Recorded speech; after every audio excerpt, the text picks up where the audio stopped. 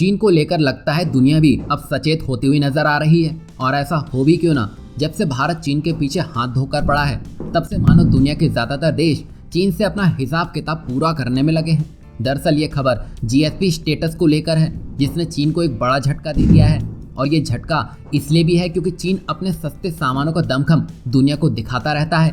अब उसके इन्हीं सस्ते सामानों से 32 देशों ने किनारा कर लिया है। दरअसल चीन की तरफ से ये खबर सामने आई है कि 32 देश 1 दिसंबर से बीजिंग को अनुकूल टैरिफ उपचार यानी कि जीएसपी का दर्जा नहीं देंगे। हांगकांग मीडिया के अनुसार 32 देश चीन को कुछ वस्तुओं के फ्री टैरिफ ट्रीटमेंट के प्राप्तकर्ताओं की अपनी व्यापार वरीयता सूची से हटा देंगे। और जीएसपी स्टेटस है क्या, हम आपको बताते हैं। दरअसल इस प्रणाली के तहत विकासशील देशों को विकसित देशों के बाजार में कुछ शर्तों के साथ न्यूनतम शुल्क या शुल्क मुक्त प्रवेश मिलता है। और इसी के तहत विकसित देश विकासशील देशों और अल्प विकसित देशों में आर्थिक विकास को बढ़ावा देते हैं।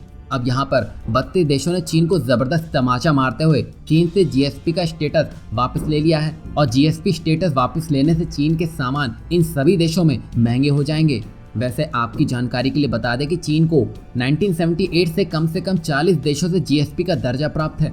और चीन 1 दिसंबर से 27 यूरोपीय संघ के देशों यूनाइटेड किंगडम, कनाडा, तुर्की, यूक्रेन और भी कई देशों से जीएसपी के स्टेटस से बाहर हो जाएगा। और चीन इतना दुनिया की मार्केट में टिक कैसे सका, क्योंकि उसने अपना सामान मास स्केल में और कम रेट में दिया है। और जीएसपी की वजह से तो उसके सामानों में टैरिफ भी कम लगा है और इसी के चलते वो अपनी लेबर का खर्च आसानी से निकाल लेता था। पर अब ऐसा नहीं होगा, क्योंकि अब चीन अपना सामान कम टैरिफ में इन देशों तक नहीं पहुंचा सकेगा। और अगर ऐसा हुआ तो चीन अपनी लेबर कॉस्ट नहीं निकाल सकेगा। और ऐसा होता है तो चीन का घाटा होना तय है। और जब चीन का सामान इन देशों में महंगा होगा तो यहाँ भारत को कमर कसते हुए इस मौके का फायदा उठाना चाहिए, क्योंकि आज की तारीख में कोई देश है जो चीन को टक्कर देकर उसकी जगह ले सकता है तो वो केवल भारत ही है।